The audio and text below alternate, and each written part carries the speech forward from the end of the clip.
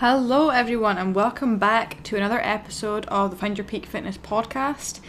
As always, my name is Megan Warinsky. I'm your host today, and today we're going to talk about how to grow your glutes. So how do you train to grow your glutes? How do you eat to grow your glutes? And everything in between. So everyone wants glutes, but not everyone is willing to do what it actually takes to grow them. And I am currently experiencing this as I try to grow mine this year as I head into my first ever bodybuilding show in 2027. I'm telling you, growing your glutes is hard. It's a pain in the butt, literally. In today's episode, we're going to be breaking down what truly grows your glutes and what's holding most people back. This is not about gimmicks or any banded burnout, doing our 50 kickbacks and hoping for the best. This is about intentional training, how to properly fuel your body to grow your glutes, and also the patience that it takes to grow your glutes.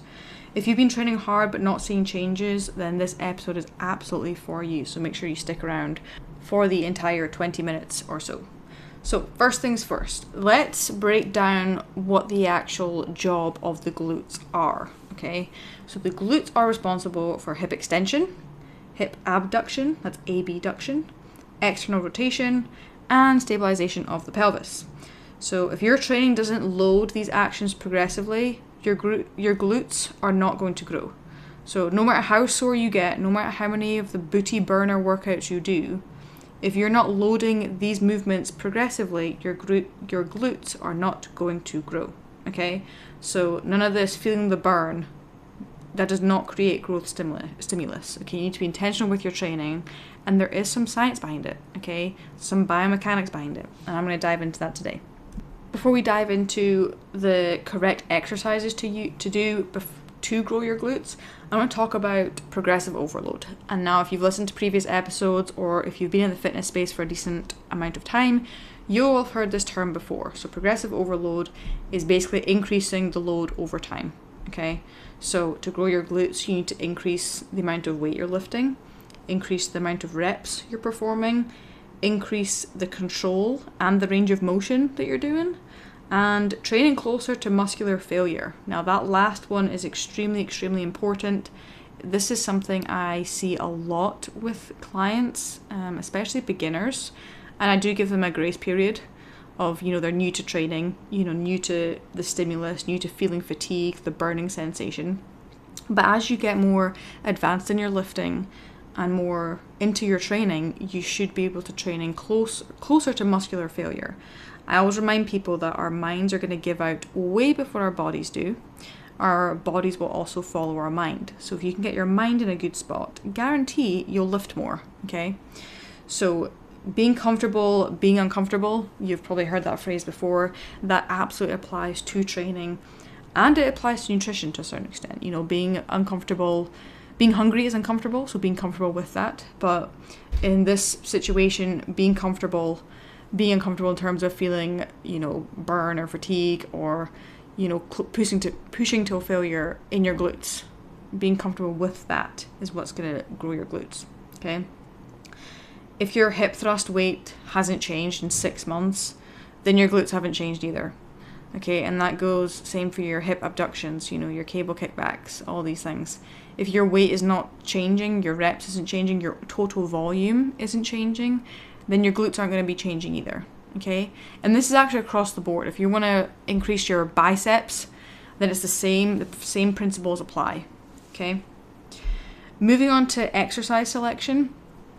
So your glute training should include all of these 3 categories, okay? So first off, you've got your primary compounds. So these are like your heavy lifts, okay? Everything is pretty stabilized.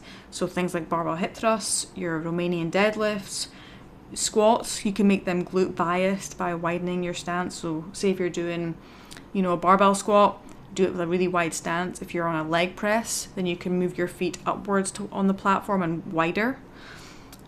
Another thing is Bulgarian split squats, again taking a wider step, a wider stance and getting more stretch in that glute. If you're doing dumbbell walking lunges, again taking a wider stride, okay, just get a little bit more glute biased.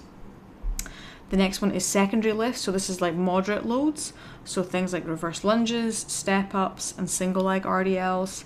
And then finally, you've got your accessory movements. So that's high tension, but it's pretty controlled. So these are things like cable kickbacks. One of my new favorites is actually cable hip abductions. If you're interested in doing these, then I'll be posting a video on these very shortly on my Instagram, so make sure you follow for that. And also frog pumps, and these are great when they're programmed correctly. A lot of people will just like only focus on frog pumps, and if you don't know what these is, then Google it. It's a good movement, but again, it's not exactly what's gonna grow your glutes. Okay, if you just do frog pumps, you're not gonna grow your glutes. You need to do a combination of all these exercises, but frog pumps are definitely a good exercise to throw in there. I tell people this all the time: if everything is an accessory, then you're never gonna grow. Okay, you need to add compound lifts in there. So like I said, having a combination of doing hip thrusts, maybe some single leg RDLs, and then adding some cable kickbacks in there. That ticks all the boxes. Don't just do accessory work, okay? It is absolutely fine to have an arm day, but make sure with that arm day, you're getting a push and a pull day as well, okay? Moving on to frequency and volume. So when people want to grow their glutes, most people don't train their glutes enough, or they do too much junk volume. So like I said, these 20-minute booty burner workouts with mini bands. Okay, you need to have a bit of thought behind your programming, okay, and really think about, okay, if I want to grow these, what do I need to do? What boxes do I need to tick? So the sweet spot for most people, for the general population, 2 to 3 glute workouts, glute focus sessions per week would suffice. Again, this is highly dependent on the client, depending on your goals and what you're trying to achieve, your history, if you've been training for a long time, and where your kind of glute strength already is, okay? So there's a lot of factors that go into this, but for Gen Pop, 2 to 3 glute focus sessions per week and 10 to 16 hard working sets in total. Emphasis on the hard working sets. Okay, so before you perform a set, your first working set, you should do a warm-up set. So what does this look like? So let's take barbell hip thrust, for example. Your working set is 100 pounds. Then do a warm-up set prior to your working set and maybe do 65 pounds. Do a couple of reps there, just getting the motion down, activating the glutes, maybe adding a squeeze in there. And then maybe add on, maybe do 85 pounds. And then you just do a couple of reps there. Same thing again. You're just warming up the muscle. You're priming the muscle. And then you can get to your working set of 100 pounds and you're pushing till failure. Okay? And remember, recovery is what grows muscle, not just the workouts. So when you are training hard to failure, make sure you're recovering hard as well. Okay? Recovery, nutrition, that's a huge component, as you know, which we're going to dive into next. But also making sure you're getting enough sleep, enough movement throughout the day, and also you're spacing your workouts, appropriately. You're not just, hammering your glutes every single day, okay? Eventually your body will just stall, okay? And there's also like diminishing returns, okay? Moving on to nutrition, and as you know, you cannot outtrain a bad diet. You cannot outtrain under fueling. So this is the part where everyone struggles. And no matter who you are, there's going to be points in your journey where you're just like not quite there with your nutrition, and that's okay. But for the most part, you need to be there. You need to be on point with your nutrition or fueling your body to a certain standard. And like I said, this is the biggest part people struggle with. This is the most part that people avoid because they know it's the hardest. They're like, screw it, I'm just going to train my glutes hard and kind of just eat maybe a little bit more protein here and there, and that's about it. So fundamentally speaking, taking glutes out of it, if you want to build muscle, no matter where it is in your body, you need to eat enough calories, okay? There's no question about it. If you want to grow muscle, you need to feed your body. If you think of a plant, for it to grow, it needs sunlight and water. Take that out, it's going to die. It's not going to grow. The human body is no different, okay? We need to fuel our bodies. So eating enough calories is number one. The next thing is, and you guessed it, prioritize protein. You need to consume enough protein. What does that look like? I recommend at least 1 gram per pound of body weight, if not more. You also need to support your training with carbs, so making sure you're fueling your body with good, healthy, complex carbohydrates. If you're someone that is chronically undereating, just know that this does lead to poor recovery. Your hormones get out of whack, and you will not grow your glutes in this circumstances, okay? So fueling your body, eating enough calories, prioritizing protein, and consuming enough carbs will support your glute growth, okay? You cannot grow curves if you're in survival mode. So if you're in a calorie deficit, you will not be able to grow, okay? That's across the board, okay? So make sure you're in a small calorie surplus. Now there's some mindset shifts that I want to discuss that often get overlooked when it comes to building muscle, and in this instance growing glutes. And here's the truth. Glute growth is slow. It really is. And muscle building in general is pretty slow.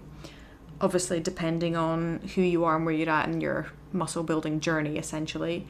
There is more room for muscle growth potential in those just beginning compared to those that are maybe more advanced. It also requires consistency over intensity. Now don't get me wrong, intensity is important because you need to go in and train with intent, but you need to be consistent with it. Nothing good happens from just being 100% one day. If you have a really killer glute workout one day, and that's like your only killer workout for like the entire month, you're not going to see much growth. There'll be minimal, there'll be a little bit, but it's not going to be the results you want. So you need to be consistent over time. I always tell people, be consistent, don't strive for perfection because it doesn't exist. Consistency over perfection. And in this case, consistency over intensity. So if you're thinking your 50 mini band workouts or mini band glute raises is what's going to get you glutes, think again. You need to be consistent with the proper training rather than just going in and do a 10-minute booty burner every week, okay? The next thing I see as well, and this is again can be applied to other areas of your body, is stop chasing soreness. So oftentimes if I get someone in, I see a mixture of clients. Some people love soreness, some people don't like it. Some people get pissed off if they don't feel sore the next day after what they thought was a killer workout. Soreness is not a good indication of an effective workout, okay? So I'm going to say that again. Soreness is not a good indication of an effective workout. The most important thing is you leave a workout and you feel like you've actually worked out. You pushed yourself pretty close to failure, or you're, now low reps in reserve, but you're not chasing that soreness. You're not kind of like anticipating it, okay? Soreness will happen, especially for new exercises, but over time our bodies do adapt. So it's very normal that eventually soreness is harder to come by, and that's okay. But do not do not rank your effective workouts based on your soreness. The next thing is program hopping. And again, this is something a lot of us like to do. If something doesn't work for a week or a month, we ditch it. And I see this a lot with programming. Like, people ask me all the time, like, they want to program a new one every month. And it's just not, to see progress in a month is very unrealistic. Okay, like I said, we're dealing with a human body, so you need to stick at it. Timeline, it depends. It depends on your goals, where you're coming from, what you're doing. But rule of thumb, if you're someone new to training, I would recommend sticking with a program for at least 8 weeks, but shooting more for that, 10 to 16 week range, okay? And like I said, it depends on the person's goals, and you can change your workouts within the program, like as you're going from a different program to the next, but still having your fundamentals to grow your glutes. Make sure you're ticking those boxes within each program, okay? But stop program hopping, okay? Be consistent. The next thing is to compare yourself to someone with different genetics, history, and lifestyle. And again, with social media in there, people like to, I see this a lot, compare themselves to other people out there. The way someone will pose on camera will make their glutes look absolutely massive, and in reality, they have a pretty average size booty. But for some reason, we like to compare ourselves with other people. And this is something I pride myself on, something I remind myself all the time, is that I'm on my own journey, and it's something I drill into my clients as well, that they're on their own journey. What success looks like to them will be totally different than what success looks like for me. And there's nothing wrong with that. Like, why would you want to be on someone else's journey or in someone else's body? Be happy with being you and working on yourself. I tell people all the time, like, fall in love with the process, not just the outcome, because the process is where it's at. That's where you're going to learn. That's where you're going to really be on the journey. The peak, as in the outcome, it's good, It's fun. It's like rewarding to be there, you know, when you've reached a certain goal. But the process is where it's at. That's where you're going to learn. That's where you're really going to test yourself. You're going to overcome things you didn't know were possible. Okay, so don't compare yourself to someone else's mountain that they're climbing. Okay, climb your own mountain and find your own peak. So before I wrap up the episode, I'm going to run through a couple of common mistakes that might be holding you back in your glute growth journey. First things first is only training glutes with bands. And I said this a couple of times throughout this episode, and I see it all the time. People come to the gym and they've got their YouTube video up and they're doing their 10-minute glute burner, and then they'll do their 10-minute ab burner. Reality is this is not going to grow your glutes, nor is it going to give you a six-pack. So ditch the bands, start lifting some weights, and if you need help programming, let me know. Next thing, never training close to failure. Kind of going off the last one, make sure you're pushing yourself. You're not just kind of run through the motions and just speaking to your mate as you're both doing your 50th mini band glute raise. So make sure you're pushing yourself. Get in your zone. You know, you're here for a reason. You're here for you. Push yourself. Find that point of failure. And make sure you're not avoiding heavy lifts. Going back to the first mistake, I see people sticking with their bands. Don't fear barbells. Don't fear dumbbells. Don't fear upping, you know, the weight on the cable machine. Push yourself. Start lifting heavy.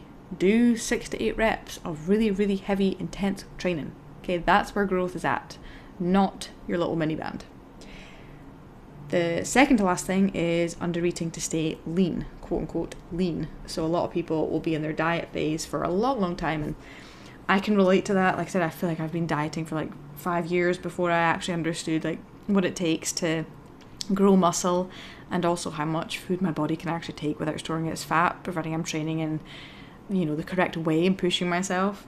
So avoid undereating to stay lean. Just make sure you are fueling your body adequately, and if you are wanting to grow muscle, that you are falling within that calorie surplus range. Okay, and this can be as small or as big as you want. I recommend always going a little bit smaller, just so you can still feel pretty good about yourself. Okay, I'm not a fan of these big dirty bulks. Okay, trust me, I've been there and it's sucked. Last thing, expecting results in 4 weeks. So for some reason we think that if we want to make a big change to the human body, we can be consistent for 4 weeks, and all of a sudden if our booty isn't grown twice the size, it's like, oh, this isn't working, I'm going to ditch it. Okay, in reality, the human body, we're trying to change, we're trying to grow muscle tissue. It takes a long time, and you've got to be consistent with it, you know. So view this as it's a journey. It's not just a 1 month, this is what I'm doing for the month of January, or we're in March now actually, sorry, I'm 2 months behind, but sticking with it. Okay, and if you really want something, accept that you're going to work damn hard to get it. If you're wanting a bigger booty, then work damn hard to get it. Okay, your glutes are responding to exactly what you're giving them. So if you're not giving them that water and sunlight that they need, then you're not going to grow. Okay, so making sure that you are ticking all these boxes, you realize that it's a journey, and if you're wanting to grow something and grow part of your body, it's going to take a lot of effort. Okay, and apologies for my phone tinging again. Okay, I'm going to wrap up the episode there. I hope everyone enjoyed it.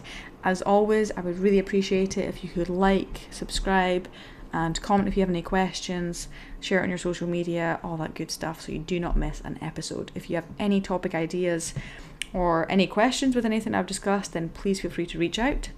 I look forward to hearing from you, and I will see you guys next week.